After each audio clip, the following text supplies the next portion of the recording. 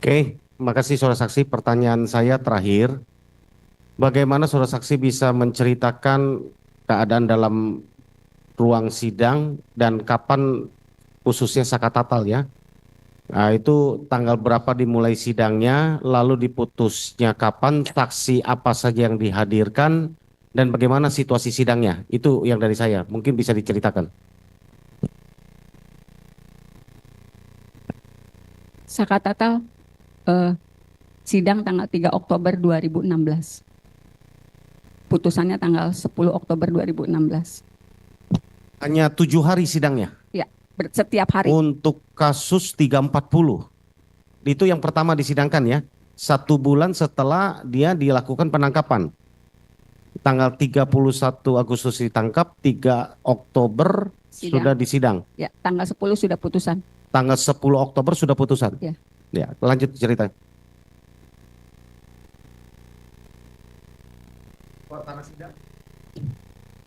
Sidang untuk Saka Tatal memang tertutup, dihadiri oleh 3 orang majelis karena dia sidang anak. Tetapi kondisi di luar sidang, kami mendapat tekanan yang luar biasa.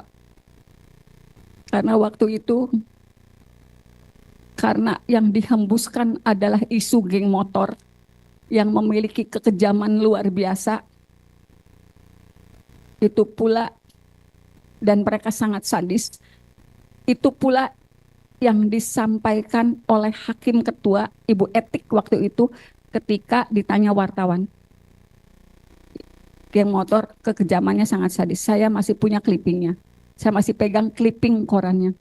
Jadi setiap Saka Tatal dibawa ke ruang sidang menuju lorong, jangankan Saka, saya juga mendapatkan perlakuan yang luar biasa. Saya sempat diludahi karena dianggap membela pembunuh. Bahkan ada anggota dewan namanya Pak Jafarudin yang langsung memimpin sidang. Dengan suara keras dia menyatakan, nanti anaknya pengacara juga mengalami nasib serupa seperti Vina. Mobil saya juga sempat digoyang-goyang. Walaupun saya berusaha parkir agak jauh. Kemudian intimidasi itu kami rasakan betul karena saksi-saksi alibi yang dihadirkan itu datang jam 9 pagi, tetapi sidang baru menjelang maghrib. Kita kondisi sudah sangat lelah, psikologis kami juga sudah rusak. Karena semua saksi juga sepertinya sudah ada yang menginformasikan kalau saksi-saksi itu akan meringankan Saka Tatal. Jadi saksi juga mendapat perlakuan yang sama. Kemudian dari Kejaksaan Tinggi juga hadir di ruang sidang Saka Tatal. Aparat dari kepolisian selalu bersenjata lengkap di dalam ruang sidang Saka Tatal. Di pintu ruang sidang Saka Tatal. Kemudian pada sidang dewasa ternyata kondisinya lebih parah lagi. Karena saya juga menjadi kuasanya Sudirman. Sebetulnya di ruang sidang dewasa itu 2 perkara sekaligus dijadikan satu. Nomor perkara nomor 4 dan nomor perkara nomor 3. Jadi walaupun saya pegang perkara nomor 4 atas nama Sudirman yang bergabung dengan bekas perkaranya Hadi dan kawan-kawan, tetapi saya juga bisa menyaksikan digelarnya sidang Eko dan Rivaldi yang di berkas terpisah. Karena waktu itu majelis mengizinkan, udah daripada mondar-mandir ibu diam aja di dalam tapi tidak bertanya karena bukan perkara yang dipegang.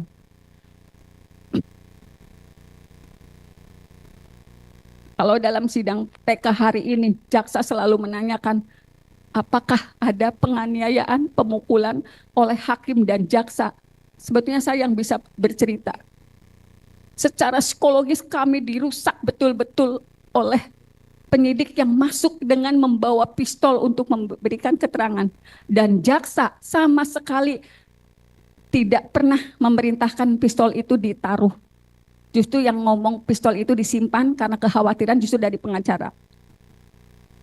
Kemudian juga ada seorang penyidik yang ada seorang anggota kepolisian yang waktu itu dijadikan saksi. Karena sebetulnya di sidang dewasa, anak-anak sudah menyatakan, saya disiksa, saya disetrum, terpaksa mengakui sesuai BAP karena sudah ditulis di papan tulis. Itu sebenarnya sudah disampaikan di sidang 2016. Saya disuruh minum air kencing, sebetulnya sudah, dan itu saya cantumkan dalam pledoi saya sebetulnya.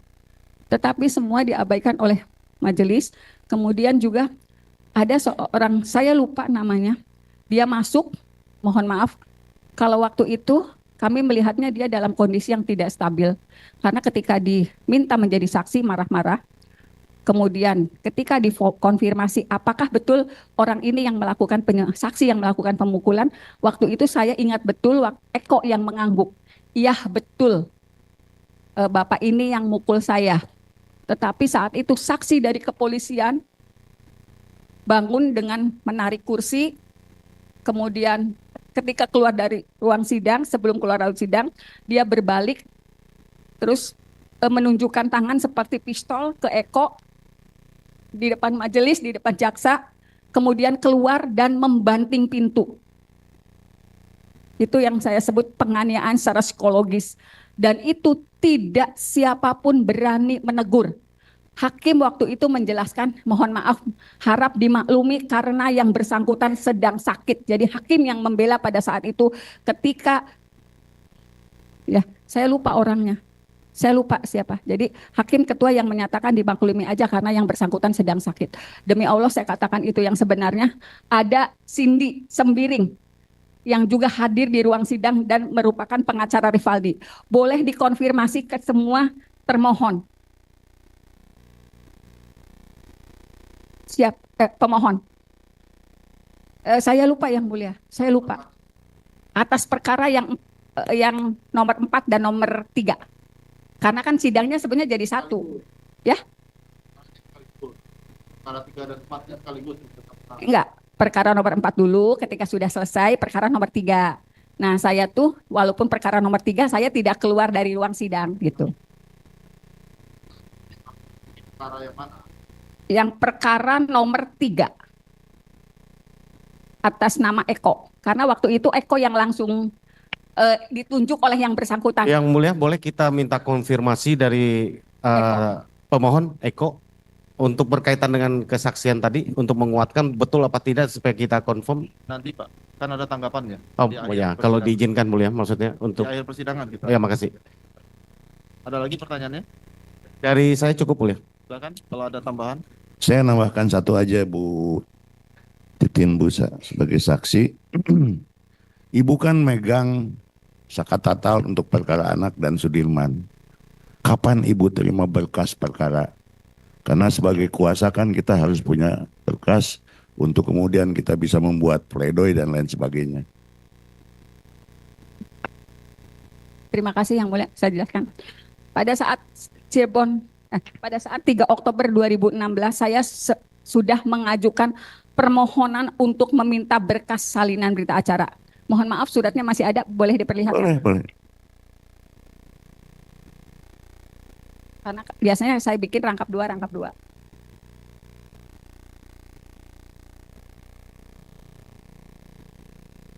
3 Oktober pada sidang.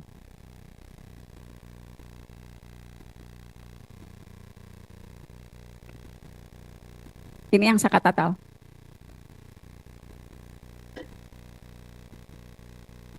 Ini permohonan untuk berkas perkara Sakatatal.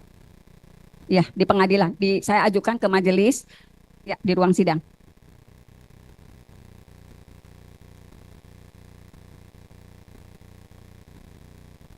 Ya, ke majelis hakim.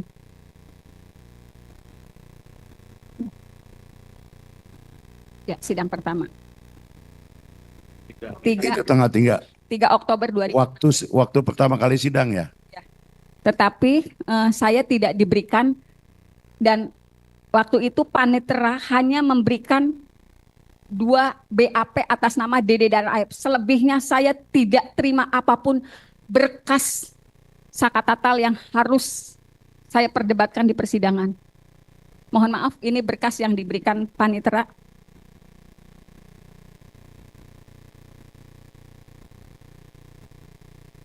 Kapan diberikan? Ya, Ya, Ibu. Ya. tanggal 4 diberikan ini, hanya ini 2 macam ini. Ya, karena setiap hari sidang. Depannya mana ya? Ya, ini AF. Hanya 2 ini yang diberikan. Dengan alasan waktu itu belum selesai dijilid. BAP, DD, dan AF.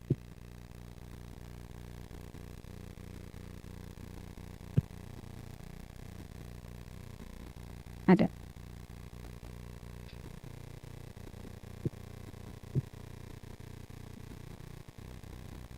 Ada. Yang di saya ada. Ini yang di Sakat Tatal.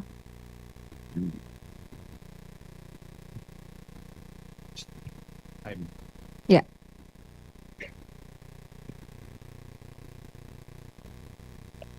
Ada lagi yang mau ditunjukkan? Ada.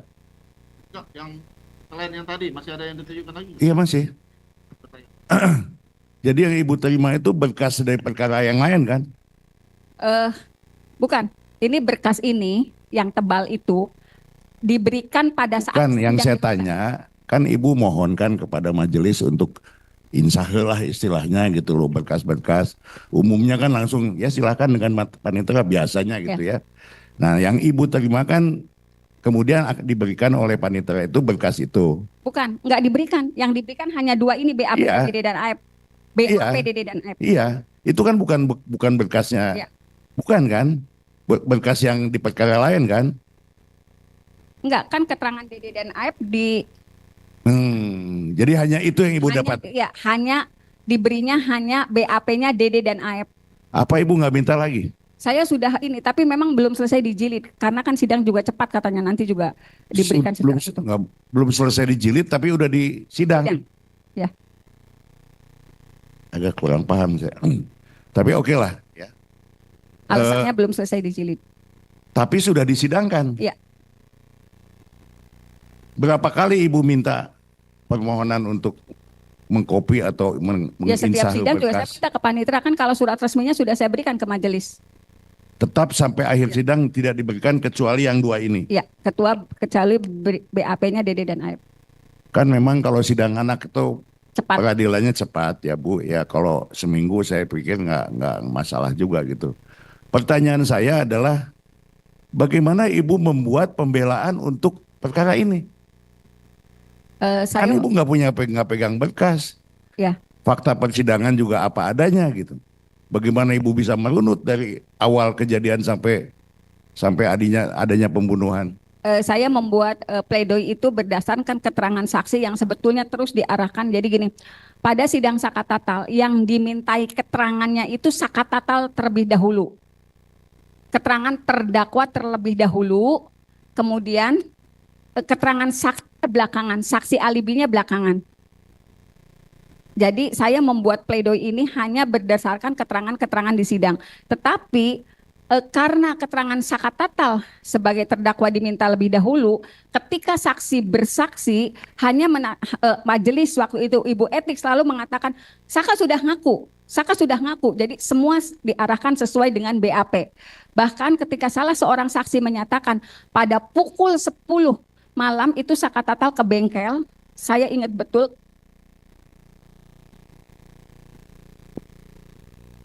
Karena itu juga termemori sampai hari ini dengan kerasnya ketika saksi menyatakan pada jam 10 tanggal 2 kami tuh lewat ke flyover Talun mau ke bengkel. Tetapi karena di situ ada rame-rame, ada polisi, mereka mengira razia. Sebelum selesai menjelaskan, ketua majelis waktu itu menyatakan, mana ada bengkel buka pukul 10 malam. Jadi semua keterangan saksi yang disampaikan itu selalu diarahkan sesuai BAP ketika karena Sakat Tatal dulu yang dimintai keterangannya. Jadi pembelaan saya waktu itu hanya berdasarkan keterangan-keterangan saksi di persidangan walaupun ditolak seluruhnya. Kemudian seperti yang saya sampaikan tadi pada tanggal 15 September 2016 saya sudah harus menghadapi sendiri ketika saya menyusun pledoi. Itu kan nomor perkara yang dicantum. Saya ngetik pledoi itu, tetapi nomor perkara yang dicantumkan waktu itu nomor perkara 16. Karena ngetiknya di kantor, Mungkin waktu itu karyawan tuh masukinnya nomor pendaftaran surat kuasa. Saat saya menjadi kuasanya Sakatatal 195 itu nomor surat kuasa. Ketika saya membacakan pledoi, setelah itu hakim menolak dengan alasan tidak pernah memeriksa perkara nomor 195, padahal itu nomor surat kuasa. Jadi saya pada saat pembelaan dianggap tidak melakukan pembelaan. Karena kita menyatakan banding, saya terima berkas banding jaksa tanggal 26 Oktober 2016. Karena kan banding. Saya nerima berkas banding jaksa tanggal 26 Oktober 2016. Karena tetapi jaksa menyerahkan memori banding itu tanggal 24 Oktober 2016. Saya baru terima berkas memorinya tanggal 26. Saya menjawab memori banding, kontrak memori banding jaksa sekaligus menyerahkan memori di tanggal 31 Oktober 2016. Tetapi dalam putusan di tingkat banding, ternyata memori banding dan kontrak memori banding saya oleh pengadilan negeri tidak pernah diserahkan ke pengadilan tinggi.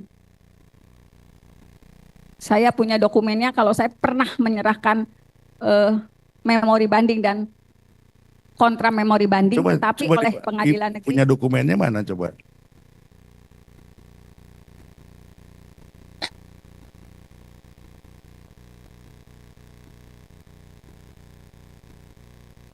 Ibu mengadakan banding masih dalam waktu 14 hari. Tenggang 14 hari itu. Atau setelahnya.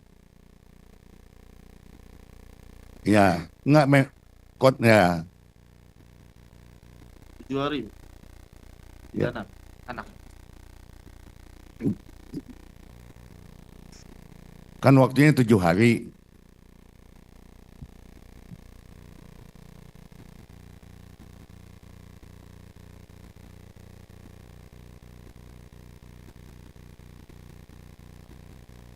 Pertanyaan saya masih dalam waktu tenggang 7 hari enggak?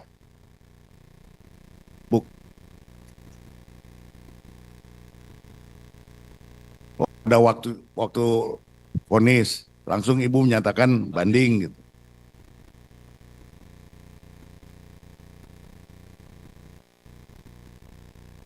Ya nggak apa-apa itu mah. Ya coba lihat.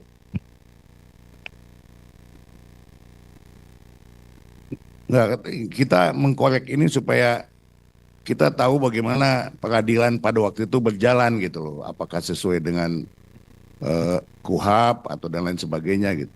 Silakan.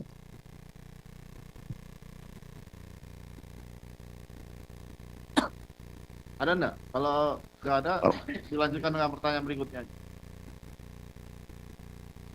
Ya, Bu. Ada yang bisa membantu untuk mencarinya? Antara Ibu Titin ini lanjut untuk memberikan keterangan.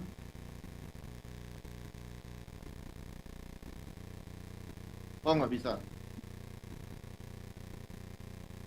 Yang penting buat kami adalah memori banding ibu sudah ada diterima oleh kejaksaan gitu. Oleh pengadilan. Ini memori banding. Sebelumnya Ibu nyatakan di sidang, kan ditanyakan haknya anak pada saat kan anak kan, apakah terima, menolak, atau menerima pikir-pikir atau mengajukan banding. Ya. Dan pada saat di persidangan Ibu menyatakan langsung Banding, ya.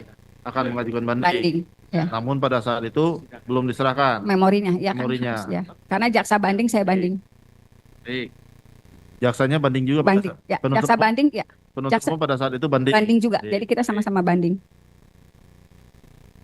Ini memorinya. Ya. Sidangnya diputus tanggal 10.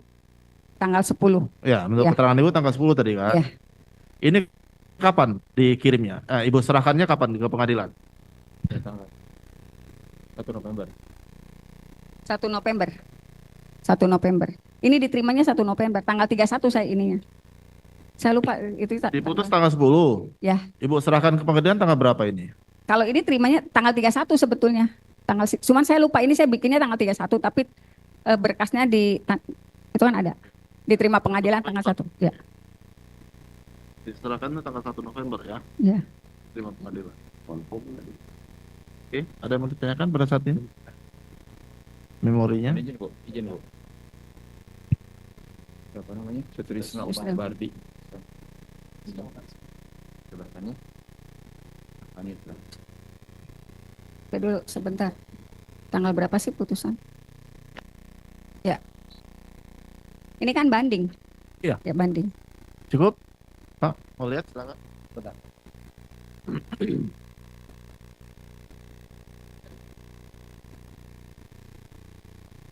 Cukup ya.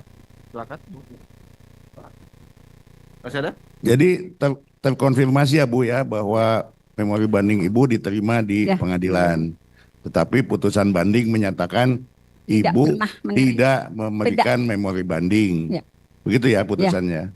Mohon dicatatkan majelis. Satu lagi nih. Ini soal pembelaan. Saya terus terang saya lamalah saya jadi pengacara ya. Dan tidak pernah menemukan yang seperti ini. Karena ini bukan masalah prinsip. Itu masalah teknis, salah ketik dan salah itu. Betul, Ibu tidak diterima pembelaannya. Betul karena tertuang dalam putusan. Tertuang dalam putusan kami tidak pernah memeriksa nomor perkara sekian. Tertuang dalam putusan di pengadilan negeri. Karena kesalahan teknis yang soal nomor itu tadi. Bukan Ya. nomor perkara tapi nomor kuasa. Nomor kuasa. Karena dalam memori banding juga saya menyatakan kalau saya salah mengetik walaupun itu nomornya nomor kuasa yang dikeluarkan di pengadilan, tetapi jaksa melakukan yang sama, mengeluarkan surat yang dikeluarkan oleh kejaksaan tapi diterima oleh pengadilan. Sebenarnya saya sudah nyampaikan itu. Ya, saya juga sering kali, bukan Ya. puluhan kali bahkan lah. Itu Kalau ada dituangkan dalam kesalahan itu putusan. biasanya di renvoy. Karena Tapi- materinya materi pembelaan sidang itu. Ya, sebetulnya. gitu loh. Oke, nggak apa-apa. Ya. Memang faktanya seperti itu ya. Karena dituangkan dalam putusan, kami tidak pernah memeriksa nomor perkara sekian, ada di dalam putusan 195 sekian. Padahal itu daftar surat kuasa saya mendampingi Saka Tatal di persidangan. Ibu kan kuasa pada waktu itu yang melihat dan merasakan lah bagaimana. Menurut Ibu itu kriminalisasi atau bagaimana? Bagaimana Ibu menilainya? Sebetulnya Karena akibat itu kan ini di penjara seumur hidup tuh. saya yang hadir di situ di 2016 sebetulnya saya yakin Pak Majelis. Saya yakin nggak pernah ada peristiwa pembunuhan dan pemerkosaan yang tertuang dalam dakwaan. Karena ternyata saat berjalannya proses dari dakwaan saja sudah banyak masalah. Misalnya gini, pada dakwaan Saka Tatal itu Peggy yang disebut DPO oleh jaksa disebutkan turut melakukan pemerkosaan. Tetapi di dakwaan nomor 4, Peggy hanya meraba-raba. Silakan itu diperiksa oleh kejaksaan. Jadi orang yang sama, di peristiwa yang sama, melakukan tindakan berbeda di dakwaan Saka Tatal dan di dakwaan 5 terdakwa waktu itu. Di dakwaan Saka Tatal itu Peggy turut memperkosa yang pada akhirnya dibebaskan di Prapin. Tetapi di dakwaan orang dewasa, Peggy hanya meraba-raba dan itu terkonfirmasi ketika Polda Jabar melakukan jumpa pers ketika Peggy tertangkap. Kemudian saya melihat itu rekayasa karena anggota kepolisian dari Polsek Talun yang melakukan olah TKP itu tidak pernah mengakui berkas yang disodorkan di pengadilan mengenai jatuhnya korban karena judulnya pembunuhan dan pemerkosaan. Jadi waktu itu anggota Polsek Talun sudah menyatakan darah itu hanya berada di tubuh korban laki-laki, di tubuh korban perempuan, kemudian juga ada serpihan daging di tiang PJU, kemudian juga ada warna motol yang nempel di median jalan. Jadi sudah disampaikan di persidangan dan mereka menolak sketsa yang disodorkan majelis. Apakah ini sketsa yang dibuat Kami tidak pernah membuat sketsa itu. Sebetulnya sudah dijawab oleh anggota Polsek Talun yang menyatakan itu kecelakaan lalu lintas. Kemudian juga sebetulnya dari 2016 saya sudah mendapatkan informasi. Orang tua pelapor yang mengalami kecelakaan lalu lintas sudah mengajukan klaim asuransi diduga pada tanggal 27 Agustus 29 Agustus 2016. 27 kejadian, 28 dimakamkan, 29 Agustus 2016 saya mendapat informasi sebetulnya klaimnya diajukan. Kalau untuk waktu itu kan kecelakaan tunggal. Kalau untuk anggota TNI dan Polri, anggota keluarganya walaupun kecelakaan tunggal mendapatkan penggantian. Jadi jasara harja. Nilainya hanya separuh. Dan sudah di ACC informasinya, silakan ini barangkali dari Kapolri sendiri yang harus menindaklanjuti. Informasinya cair 12,5 juta. Tapi karena pada tanggal 31 dini hari ada informasi mengenai kesurupan yang menyatakan ini adalah pembunuhan dan pemerkosaan, dan sebetulnya di sidang 2016 itu disampaikan oleh orang tua Vina. Sebetulnya saya nggak tahu masalahnya, saya taunya kecelakaan, tapi tiba-tiba ada yang kesurupan itu pembunuhan, pemerkosaan, terus saya dikasih tahu. Jadi gitu. Jadi berubahnya konstruksi kecelakaan itu setelah adanya rekaman kesurupannya Linda. Tapi waktu itu tidak disebutkan nama Linda. Di persidangan hanya disebutkan temannya Vina ada yang kesurupan dan menyatakan ini pembunuhan dan pemerkosaan. Itu disampaikan di persidangan oleh orang tua korban, dan saat itu orang tua korban perempuan meyakini informasi dari kepolisian.